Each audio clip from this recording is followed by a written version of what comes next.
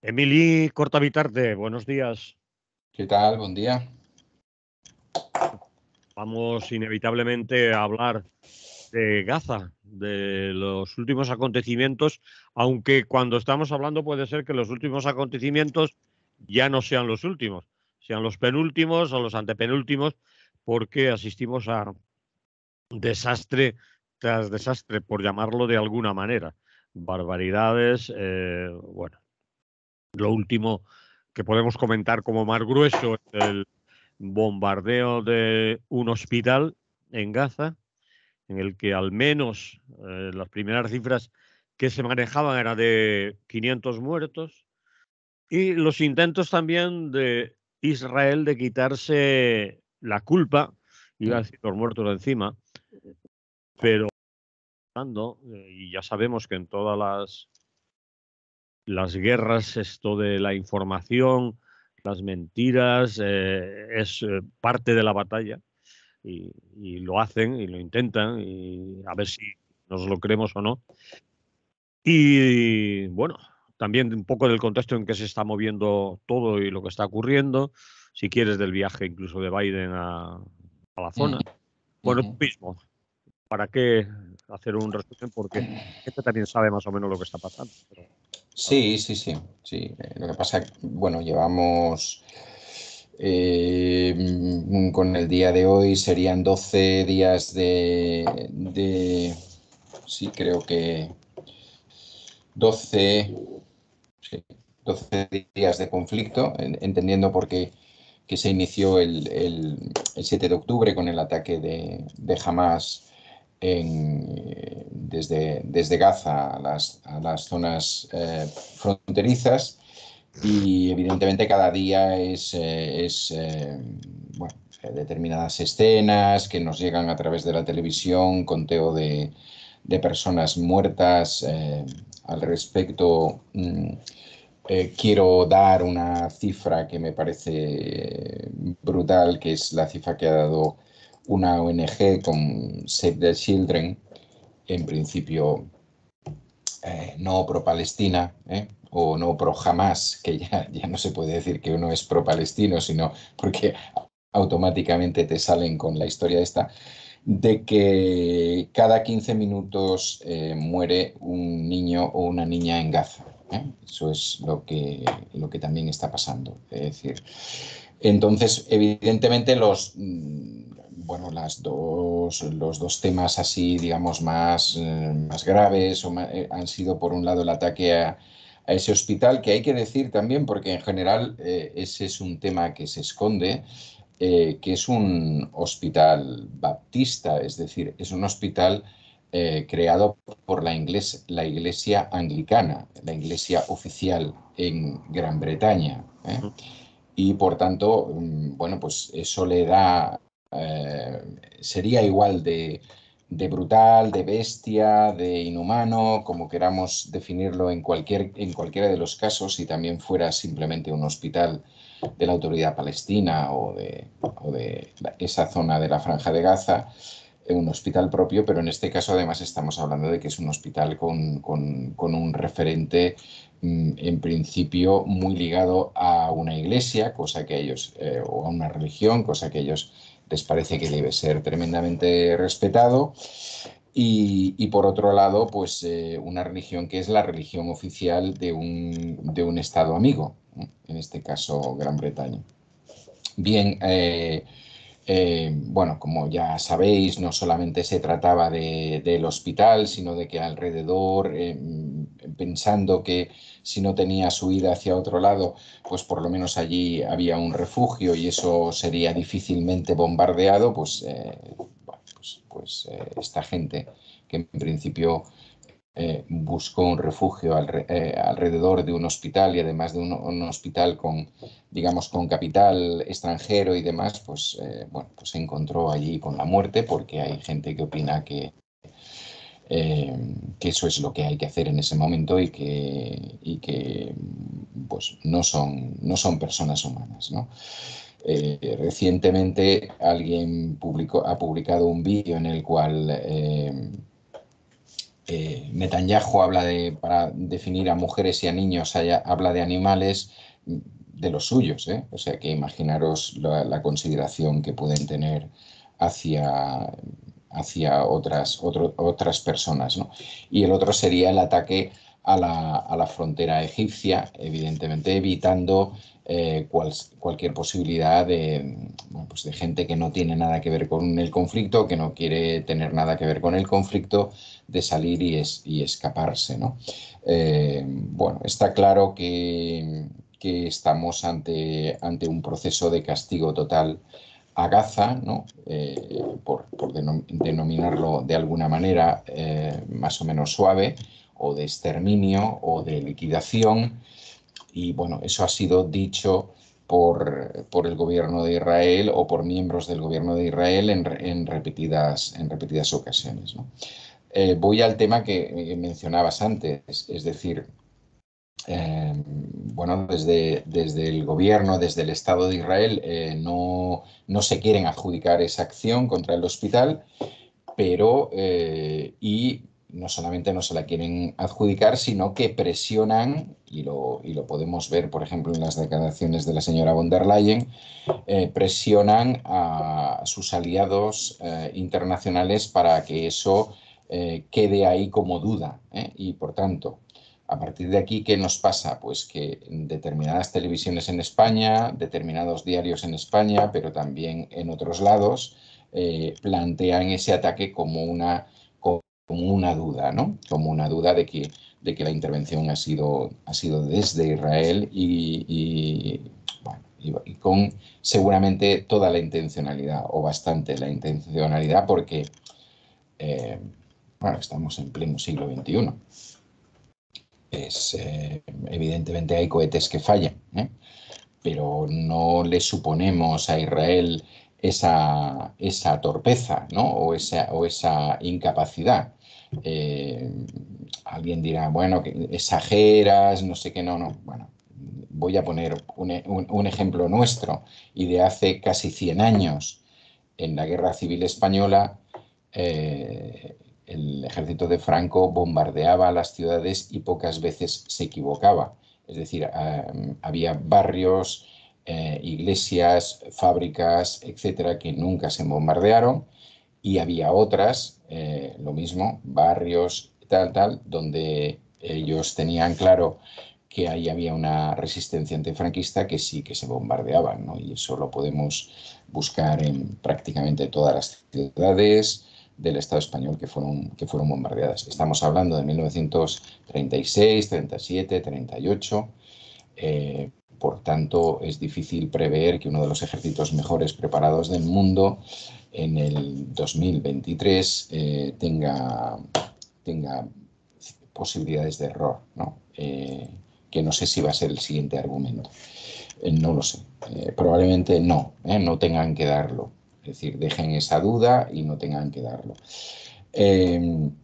Bueno, Netanyahu ha acusado directamente a Gaza, pero uno de sus ministros, bueno, pues claro, se les nota, ¿no? La risa debajo del labio superior, y entonces ha dicho pues que eso es el destino que va a tener todo el mundo en Gaza por haber apoyado a Hamas y por haber facilitado las acciones de Hamas, y que evidentemente si no vuelven las personas que han sido apresadas y que están retenidas en este momento, que son rehenes, pues que no habrá ni un gramo de ayuda humanitaria hacia Palestina.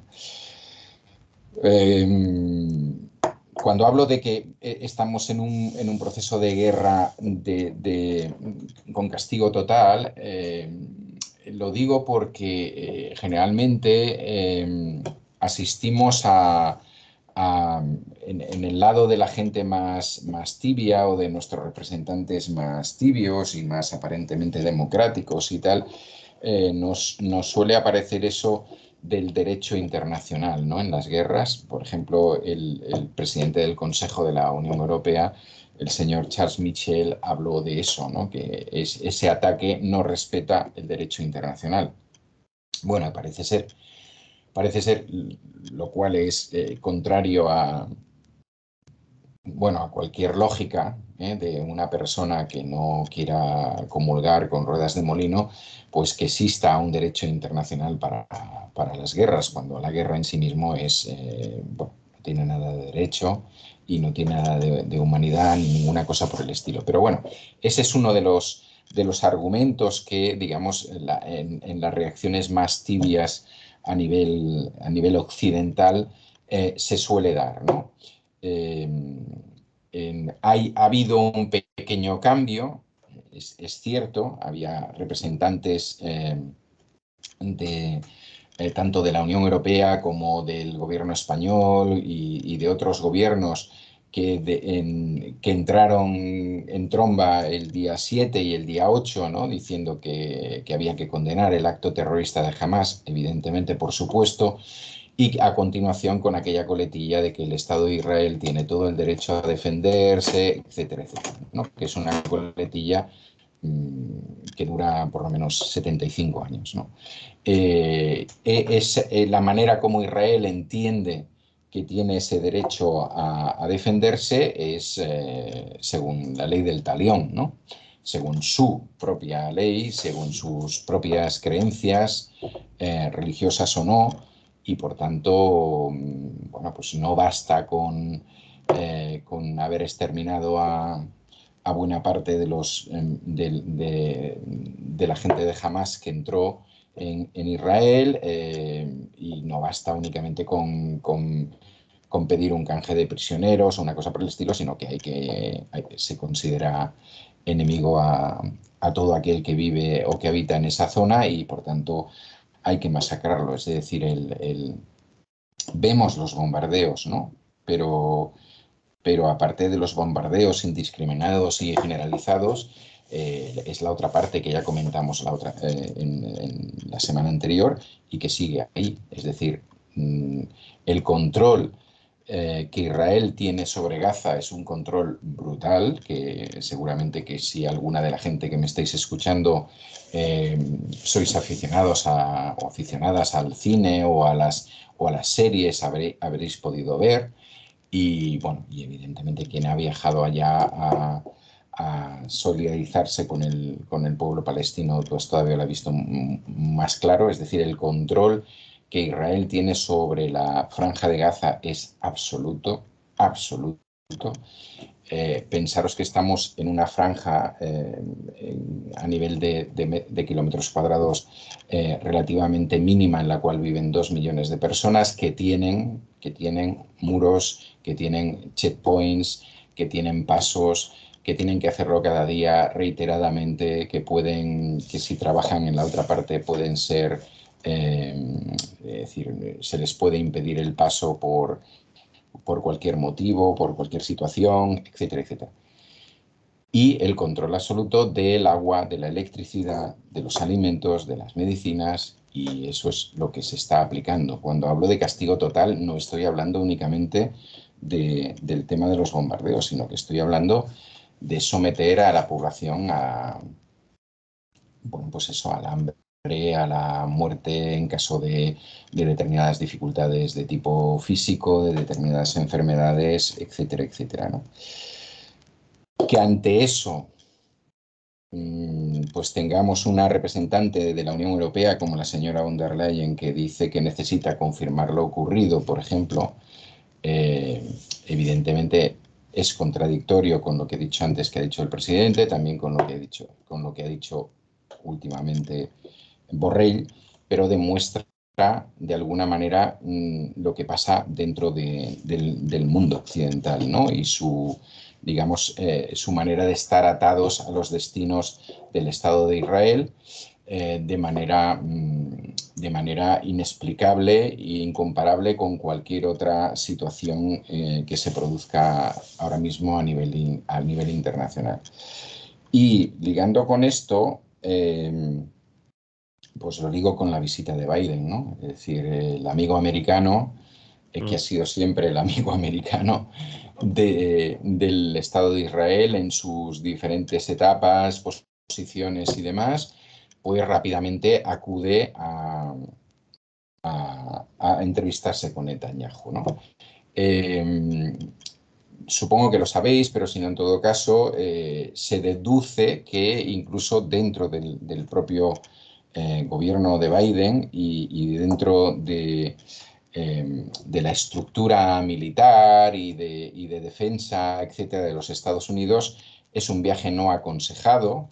Es decir, nos llegan informaciones por las cuales no es comparable con el que hizo a Ucrania, que fue un viaje programado con tiempo, en el cual se pudieron tomar toda una serie de medidas de seguridad, hablar con los posibles enemigos para que no, en este caso Rusia, ¿no? Para que no pasara nada en ese trayecto, etcétera, etcétera.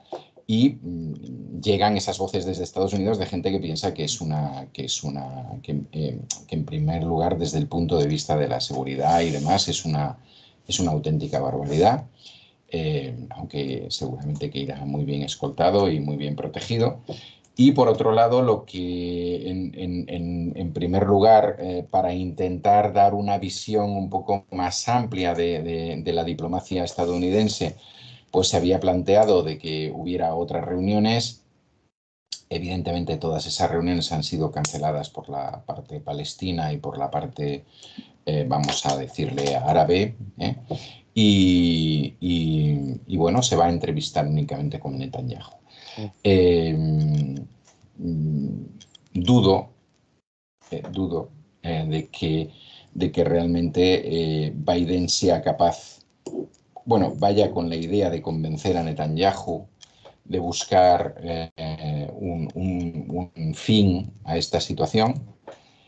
Y por tanto dudo también de que hablen de ello y por supuesto creo que la respuesta está bastante clara, ¿no?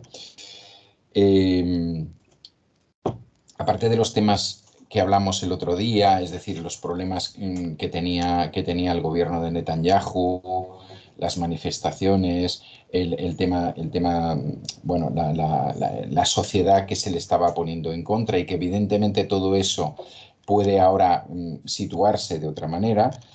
Hay un factor que es bastante determinante, ¿no? Y que sigue siendo ese ataque de Hamas del día 7 de octubre, ¿no? Es decir, eso rompe muchos esquemas, ¿no? Y aunque hubiera sido, entre comillas, permitido, rompe muchos esquemas y evidentemente esta gente y el gobierno que hay ahora mismo en Israel es un gobierno de extrema derecha, es así, es claro, es un gobierno supremacista, es un gobierno sionista y por tanto, de alguna manera, dentro de su lógica o dentro de lo que estamos viendo, su lógica, que es su lógica, hay que volver, o sea, sería, ahora mismo parece bastante imposible. La expresión no es la más correcta, pero volver al punto de partida, ¿no? Es decir, evidentemente ya no es volver al punto de partida porque hay muertos de un lado y muertos del otro, 1.500, 2.800, 3.000 y pico en uno y otro bando, por todo lo que ha pasado y por los bombardeos que se han producido, etcétera, ¿no? Pero esa situación, y la han expresado, que Gaza ya no va a ser Gaza, incluso han marcado un punto del territorio, bueno, está ahí, está ahí. Evidentemente va a tener problemas para el Estado de Israel, porque si vamos a pensar bien, si se les escapan 1.500 terroristas por la frontera, bueno, pueden bombardear lo que quieran, pero ya veremos con lo que se encuentran una vez que entren, ¿no? Entonces, bueno, hay muchas razones para intentar bueno, muchas razones humanas y humanitarias, incluso propias, porque también van a morir israelíes si deciden entrar, para evitar un baño de sangre aún mucho mayor. Pero yo ahora mismo, en estos momentos, no tengo indicios de que eso pueda ser de otra manera, ¿no? y de que la gente que está en estos momentos, es decir, debería haber una revuelta interna en Israel que me parece muy difícil en estos momentos, con sus muertos ahí, con sus imágenes, con las familias de la gente que está rehén, que está exigiendo lo que está exigiendo, y me parece lógico dentro de su, bueno, de su drama, ¿no? Y de su situación. Y parece que es un inicio de algo, parece de algo parecido a un intento de llegar a un acuerdo, parece bastante complicado. Y por último, quisiera, o penúltimo, si no tienes nada que, quisiera hablar de esa absoluta falsedad que existe en nuestro mundo occidental, en algunos estados más que en otros, evidentemente, al respecto de lo que se considera que es libertad de opinión y de lo que se considera que no es libertad de opinión, ¿no? Uno no deja de extrañarse, porque eso está aquí y está más cerca, pues que haya estados europeos que han prohibido las manifestaciones pro Palestina, ¿no? Y que hayan hecho ese igual de, no, una manifestación pro Palestina es igual a favor de Hamas. Bueno, eh, en París y en Francia ya están pasando cosas, y evidentemente cada vez que se tensa más la cuerda en ese sentido, pues la gente se siente más pisoteada. Alemania, no sé si está intentando hacer un proceso de limpieza después de lo que pasó en los años 40, ¿no? Y sigue haciéndolo. Bueno, y hace cosas que son absolutamente injustificables, ¿no?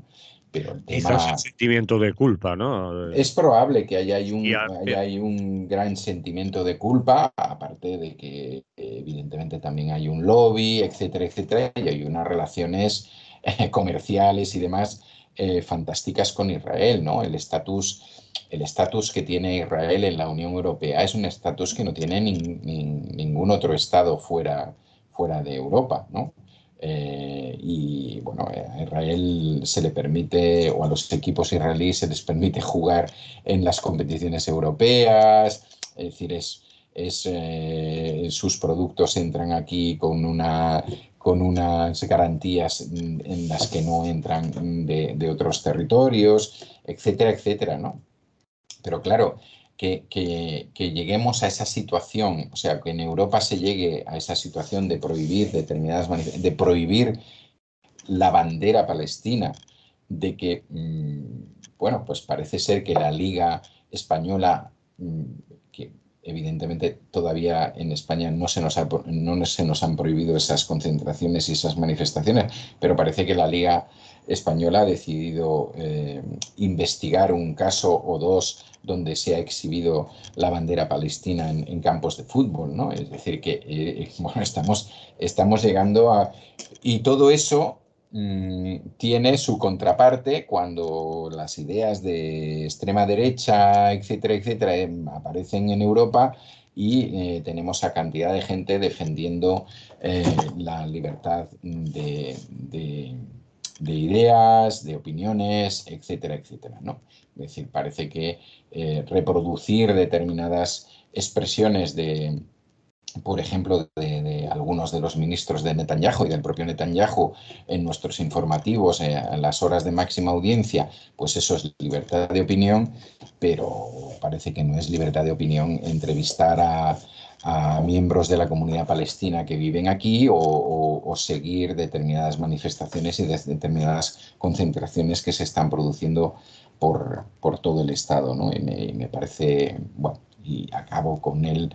Creo que papel absolutamente triste que está haciendo la derecha española, la derecha más derecha y la ultraderecha con respecto a este tema, y evidentemente los medios que les apoyan y que les animan, ¿no? Porque, bueno, uno ve las carátulas de los periódicos, las primeras páginas, y alucina en cuántas cosas se pueden encontrar para evitar, por ejemplo, en los periódicos de ayer miércoles, para evitar hablar del ataque al hospital de Al-Ali, sí, Al-Ali me parece que se llama. Entonces, bueno, pues no deja de ser alucinante. Y eso es, evidentemente, libertad de prensa, ¿eh? Y entonces, bueno, pues yo creo que todo eso nos tiene que servir también para darle una vuelta a, a este mundo en el que vivimos, ¿no? Bien, yo creo que está por ahora todo dicho. En algunos casos es redundar ya sobre lo dicho y lo vamos a repetir muchas más veces. Los acontecimientos, como también hemos dicho al principio, nos van a superar. Eh, Sí, Puede ser que lo que digamos ahora mismo en minutos sea ya aún más grave o que los acontecimientos pues cambien.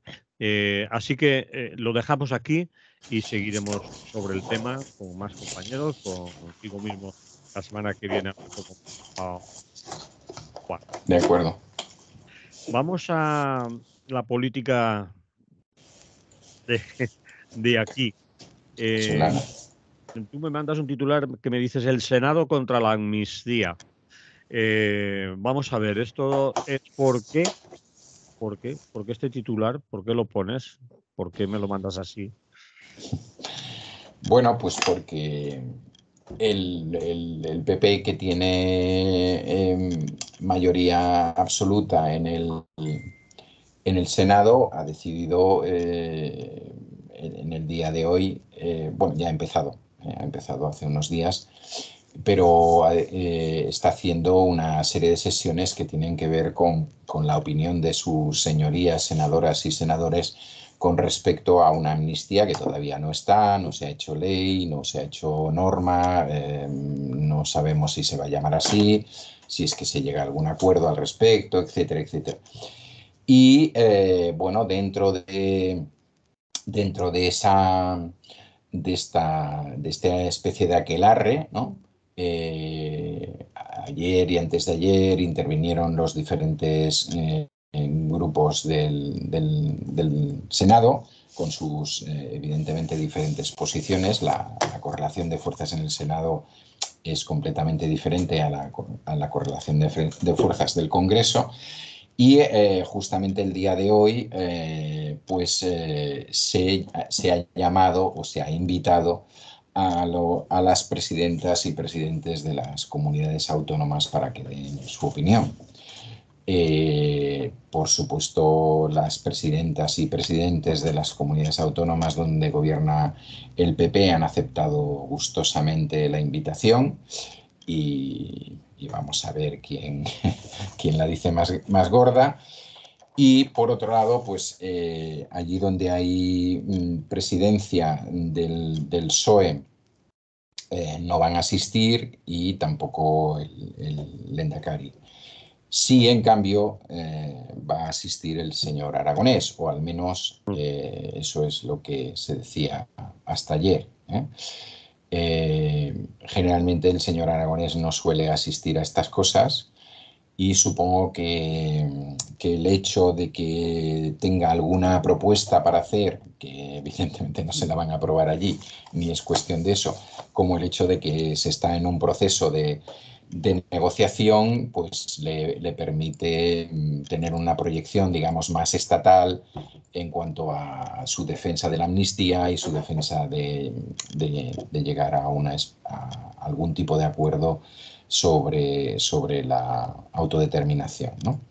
Eh, bueno, pues eso es lo que hay y a partir de ahí lo que me interesaba es, porque creo que la semana pasada nos quedamos, la semana pasada yo dije algo parecido así como es raro que Sumar presente esto en Barcelona y tal, pero también es raro que el gobierno de la Generalitat se le escape las conclusiones del estudio de una serie de juristas de prestigio, vamos a llamarlos así, y tal, ¿no? Luego, bueno, como pasa con otras cosas, ¿no? Luego el gobierno de la Generalitat dijo que ellos no habían presentado nada porque la presentación era el lunes de esta semana y que por tanto se les había filtrado.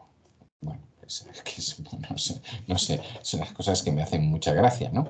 Porque, bueno, no sé a cuánta gente le había llegado eso. Supongo que las personas que formaban parte de esa comisión lo sabían y no creo que lo filtraran. Y bueno, es igual. Son esas incógnitas que tenemos con los diferentes gobiernos, con los diferentes estados y para justificar o no justificar o explicar determinadas cosas. Si te parece bien, intento explicar esto del acuerdo de claridad, que es una propuesta que el señor Aragonés hizo en la sesión de política general del Parlamento de Cataluña el año pasado, que se encargó un trabajo a una docena de juristas de universidades catalanas, pero también de universidades extranjeras y de alguna universidad del Estado, que se suponía que era bueno, se suponía no, es una comisión de expertos y expertas con diferentes opiniones al respecto del tema, juristas planteando posibles salidas, ¿no? Posibles salidas a lo que vamos a utilizar palabras, a eso que se llama el encaje de Cataluña en España, ¿no? Ujú.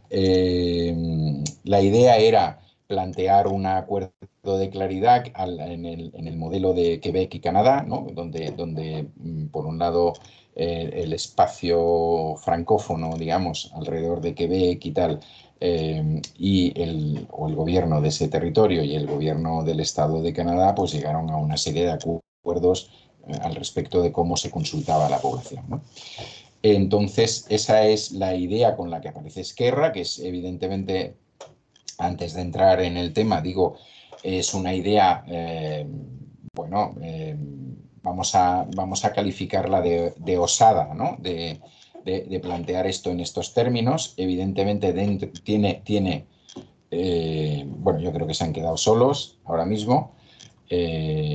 Quizás algún otro grupo en Cataluña tipo Podem y tal podía estar recogiendo algo en parte de eso, porque por un lado, evidentemente, el independentismo pues ha dicho claramente que no están por esa labor. Y de momento el PSOE también dice que no, y etcétera, ¿no? Ya no digamos lo que, aunque aquí pintan mucho menos, dicen PP y Vox. Bueno, ¿en qué consiste el tema? El tema parte de dos posibles supuestos, ¿no? Que ellos los llaman traducido. Bueno, la secesión no hay que traducirla mucho, pero y el otro sería la acomodación en el Estado, ¿no? Mm. Bueno, la acomodación sería, explicado así, que hubiera una estructura más federal. No sé si únicamente con respecto a Cataluña, pero bueno, empezando por ahí. Supongo que un poco en la línea que Pascual Maragall dijo hace mucho tiempo del federalismo asimétrico en España, ¿no? Es decir, que si algún territorio exige exige, puede y confía en que puede llevar a cabo determinadas políticas y tal, pues que se le permita, y quien crea que ya está bien con la estructura de comunidad autónoma, pues que también se le permita, ¿no? Me diréis, hostia, pero eso está pasando en la actualidad. Como bien sabéis, hay dos territorios del Estado español que cobran los impuestos, y que luego le pagan al Estado su parte. Y Mientras estamos que, hablando de Navarra y Euskadi, ¿no? claro, estamos hablando de Navarra y Euskadi. Y evidentemente, si empezamos a mirarnos, lo digo por clarificar, ¿no? Si empezamos a mirar nuestros estatutos de autonomía por estatutos de autonomía, hay estatutos de autonomía que han llegado hasta un punto, porque es el punto que creen necesario, ¿no? De traspaso, y hay otros estatutos que han ido más allá. Incluso, bueno, pues evidentemente hay policías en Cataluña, en Euskadi y en Navarra. No las hay en otros lados, es decir, policías propias. hay transferencias casi totales en algunos temas, pero incluso nos encontramos con cosas menos conocidas, y es que, por ejemplo, el Estatuto de Autonomía de Andalucía, que yo no estoy en contra, en absoluto, tiene determinados articulados que en su momento se eliminaron de la propuesta de Estatuto de Autonomía de Cataluña en la etapa de Pascual Maragall, ¿no? Es decir, que en Cataluña se consideraron anticonstitucionales, lo Sí, mismo que tiene sí, Andalucía. Andalucía. Pongo, eh, digo que pongo estos ejemplos no con ánimo de ofender a nadie ni de tal, sino Clarificar. para que entendamos Mm. que ahora mismo ya el tema de las comunidades autónomas es en buena medida también asimétrico, ¿no? Eh, bueno, entonces, plantean como están planteando todo el rato, ¿no? En todas las situaciones, que la posibilidad puede ir de esa acomodación a esa secesión, ¿no? Entonces, bueno, plantean como una especie de 5 escenarios que en algunos casos podrían ser complementarios, pero que os voy a intentar explicar de la manera más sencilla posible, ¿no? Un primer escenario que no por primero es el mejor, es decir, digo tal y como está en el documento, ¿vale? Sería, en primer lugar, un referéndum inicial en Cataluña, que ese referéndum ya no sería sobre la posible solución, sino que sería un referéndum en Cataluña para que una mayoría de la población estuviera de acuerdo en que el Parlamento catalán iniciara un proceso eh, con el Estado español y dentro, en principio, de reforma constitucional, ¿no? Porque evidentemente hay cosas que se pueden plantear en un referéndum tanto de acomodación, perdonar por el palabra, como de secesión, que ahora mismo podrían no estar contempladas, ¿no? Es decir, que ese referéndum sería incluso legal, entre comillas. Claro, No sería un referéndum sobre claro, autodeterminación, como has dicho, sino un referéndum sí, con una pregunta determinada que no tiene nada que ver con la claro, eso, sí, sí, eso lo voy a sacar un poquito al final, pero al digamos que este primer referéndum, en principio, lo único que hace es dar un apoyo a lo que se supone que sería una mayoría del Parlamento de Cataluña, que estaría dispuesto a entrar en un proceso de estos, ¿no? Es decir, que no es, en ninguno de los casos, para que nos entendamos, se plantea una decisión unilateral, ¿vale? En ninguno de los casos. El segundo sería después de este referéndum en Cataluña, de este referéndum inicial y hechos todos los trabajos políticos que hubiera que hacer y evidentemente en relación con el gobierno del Estado, etcétera, se pondría a referéndum el resultado final, ¿vale?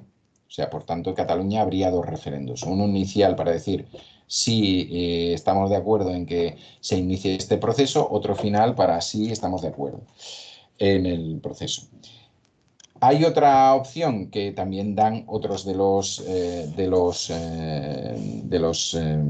teóricos, vamos, de los juristas, y que sería que ese referéndum fuera de ámbito estatal, ¿vale? Que hubiera un referéndum inicial en todo el Estado, acogiéndose al artículo 92 de la Constitución, en el cual, digamos, hubiera un resultado favorable a que Cataluña o quien fuera iniciara este tipo de procesos. ¿Vale? Es opción, empezamos en Cataluña y cerramos en Cataluña, opción, empezamos a nivel estatal. Hay una cuarta opción, que es la que en principio parece que le gusta menos a todo el mundo, es que se produjera un referéndum al mismo tiempo en Cataluña y en España. Me diréis, coño, es igual que lo anterior. Bueno, es igual que lo anterior, pero no, porque en lo anterior, en todo caso, eh, perdón por el palabra que he dicho por ahí en medio, en el caso que os he dicho, se contabilizaría el resultado a nivel de todo el Estado. En este caso habría como dos resultados, ¿no? Uno que fuera en Cataluña y otro que fuera en el Estado. Tampoco es de lo que más les gusta, en el sentido de que casi lógicamente podría haber una situación bastante contrastada entre una cosa y otra, y eso dejaría el tema un poco en el aire, ¿no? Y lo otro sería que después de esos 2 referendos en Cataluña hubiera un referéndum a nivel estatal de ratificación,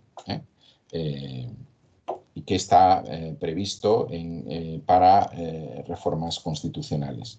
Ese que no nos aplicaron y no nos preguntaron cuando cambiaron aquel artículo y dijeron que primero pagamos la deuda y luego ya veremos qué hacemos con el resto de dineros. Ese que El pactaron. 135. Sí, exactamente, el articulito 135. Pero en principio, por lo que dicen estos, que yo no lo sé, estos expertos, ellos dicen que a partir del artículo 92 y de algunos otros artículos de la Constitución, de manera no unilateral, se podrían hacer tanto reformas en la propia Constitución como reformas en el Estatut de Autonomía de Cataluña o en otros, que permitieran que se diera esa posibilidad, ¿no? Entonces, por otro lado, dicen que a todo esto, para no liarse en temas de, porque no han entrado únicamente en los temas de los referéndums y demás, ellos plantean, el grupo de expertos y expertas plantea que existen 2 alternativas claras. Un acuerdo institucional. Nadie prohíbe ese acuerdo institucional, o sea, no hay nada que diga que no, que el gobierno del Estado y el gobierno, en este caso de Cataluña, pues estamos hablando de Cataluña, pues llegarán a un acuerdo sobre supongo que sería más fácil sobre esa acomodación o sobre esa secesión, ¿no?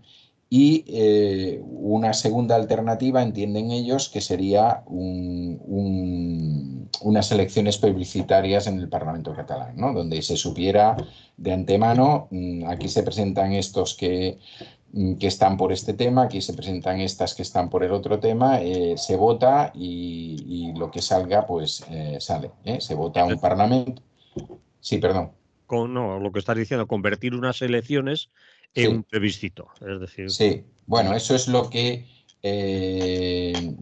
sin que estuviera planteado de esa manera, probablemente sí en sus mentes, eso es lo que, por ejemplo, la ANC y hasta cierto punto Junts plantean que pasó en las elecciones anteriores, ¿no? sí, sí. Que ese plebiscito se dio y que, por tanto, hay unos ganadores por un escaso margen, que son los que están a favor del tema de la independencia. Otros argumentos que me parecen bastante interesantes que hace este grupo de trabajo es que, evidentemente, si se hacen consultas, la pregunta o las preguntas deben ser claras. Deben ser claras en cuanto a qué es lo que se pregunta, pero también me parece interesante porque insisten en ello, debe de provocar una respuesta clara. No solamente que sea clara la pregunta, sino provocar una respuesta clara.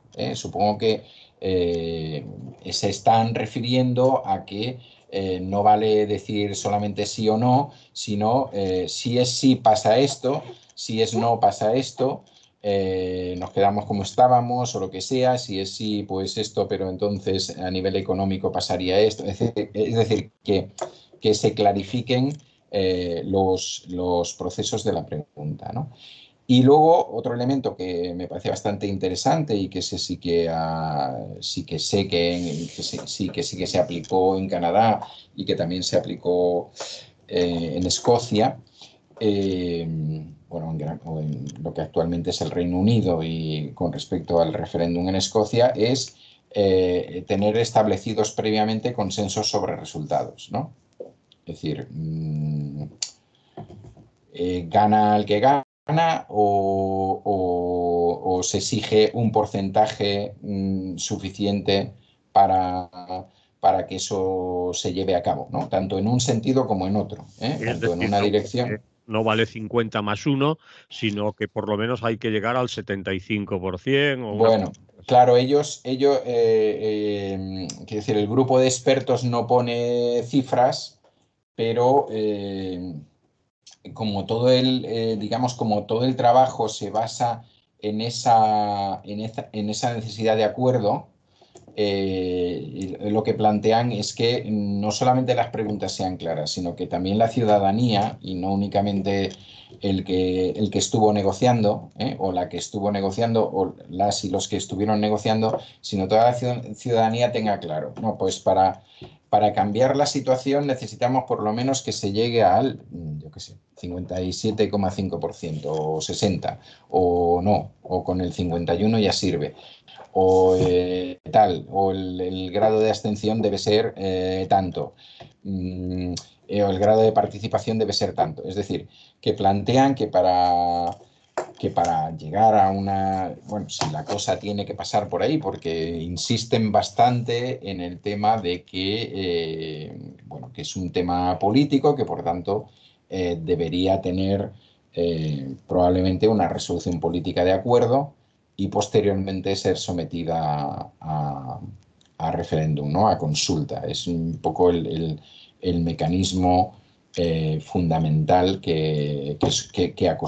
bueno, que plantean, ¿no? A lo largo del trabajo. Bueno, eso está ahí. Como ya digo,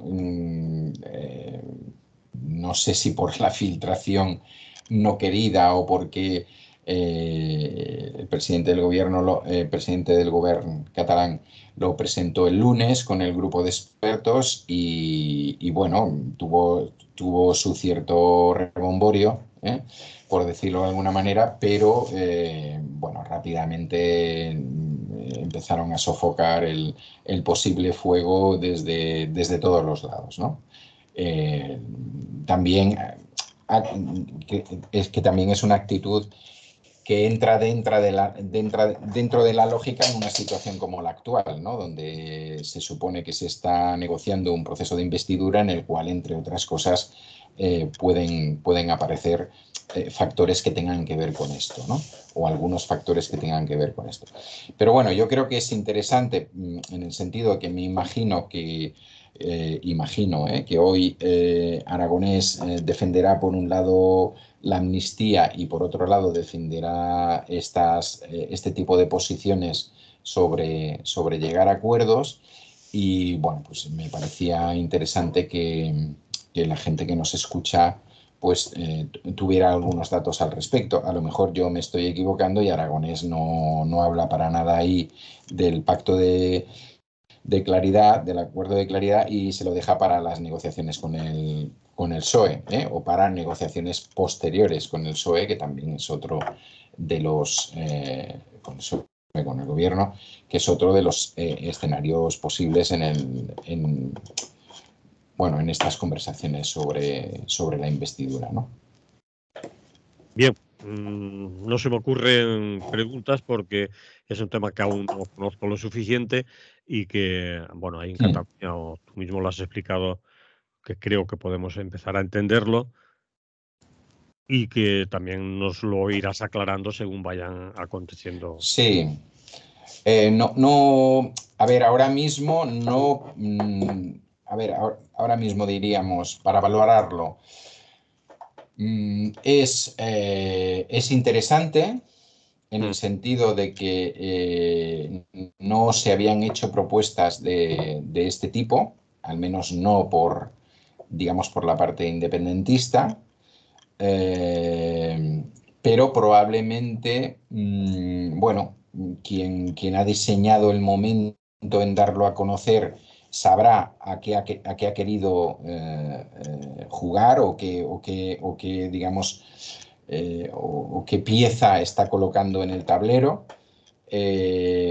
Claro, hoy por hoy da la impresión de que incluso en el Parlamento de Cataluña estaría bastante condenado al fracaso. Me da la impresión de que Aragonés no lo va a llevar al Parlamento, es decir, esto era un acuerdo del Parlamento por el cual se creaba una comisión que iba a hacer este tipo de trabajo y era un trabajo que en principio servía para la reflexión tanto ciudadana como política y demás. Ahora mismo yo creo que tiene pocas posibilidades, pero evidentemente creo que tiene pocas posibilidades como cualquier cosa que aparezca en estos momentos en los medios que dice cualquiera de los que está negociando, ¿eh?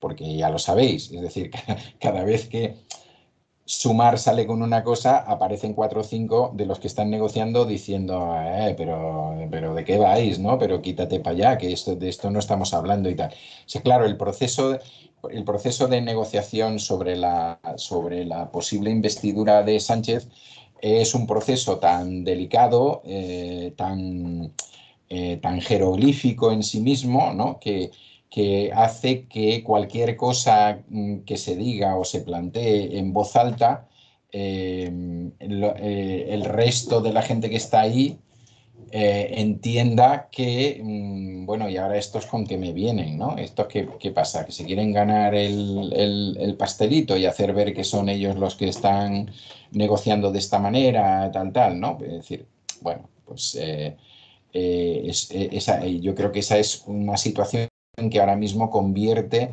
esta propuesta en algo que probablemente habrá que dejar en el cajón, ¿no? Al menos o habrá que dejar a macerar durante un tiempo. Pero no deja ser interesante que un gobierno encargue este tipo de trabajos y que este tipo de trabajos sean hechos por personas ajenas a ese gobierno, personas del mundo académico, tanto del mundo académico catalán como español, como creo que hay una representante de una universidad británica, y bueno, y que eso sirva para, en todo caso, mover otras opiniones y otras opciones y otras maneras que salgan digamos, de la situación en la cual aquí no se mueve ni una coma y, bueno, incluso hay gente más diciendo, y esto de las comunidades todo para atrás y un único Estado, a la gente que dice, bueno, pues yo voy a hacer el referéndum o la votación o lo que sea y hago la declaración unilateral, ¿no? Que fue un poco lo que pasó durante esos 8 o 10 segundos en su momento y que luego, lógicamente, se retiró porque el mismo Puigdemont tenía claro que a nivel internacional había muy poca opción. Y ya que estamos con el tema de la investidura, os plantearé, porque a lo mejor en el resto no se está comentando, en el resto del Estado, ya veo que me queda muy poco tiempo, Muy pues poco. que ha aparecido, pero pueden ser otra vez digamos, esos globos sondas, esas intencionalidades de situarme en la negociación pues como en una cierta posición de fuerza cara a mi electorado o a mi gente. Aquí ha aparecido que una de las exigencias de Junts, y por tanto aparecerá públicamente como exigencia de Puigdemont, es que hubiera un relator o relatora o un grupo de relatores o relatoras para hacer el seguimiento de los acuerdos que llevarán a la investidura. ¿Qué es un relator o relatora? Pues es una persona o personas independientes que no influyen sobre la negociación, pero que sí conocen la negociación y que a lo largo del tiempo se dedican, si una de las dos partes dice esto no es lo que habíamos acordado o esto lo habíamos acordado y no se está cumpliendo y tal, pues aparece y emite un juicio, ¿no? Es una cosa que, por ejemplo, se ha utilizado históricamente o lo ha utilizado la ONU ante determinados conflictos en determinados países, etcétera, ¿no? Este tema que yo he visto que a nivel de prensa del Estado no lo he encontrado en ningún lado, sí se está comentando en determinados medios en Cataluña, ¿no? Ya digo, no sé si esto es más serio de lo que es o es una de estas cosas que nos van a salir cada semana o cada 2 días en el proceso que se avecina largo, por lo menos hasta noviembre, de las negociaciones de la investidura. Muy bien, pues aquí lo vamos a dejar, Emili. Muy Como bien. he dicho anteriormente, seguiremos sobre el tema y nos Sí, seguirás contando cómo va la cosa. de acuerdo. ¿Vale? Pues venga, mucha salud, mucha suerte y hasta Suerte. la próxima.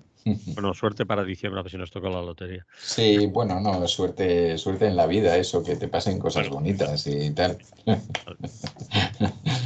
Venga, un abrazo. Muy bien. Chao. Hasta luego. Hasta ahora, hasta luego.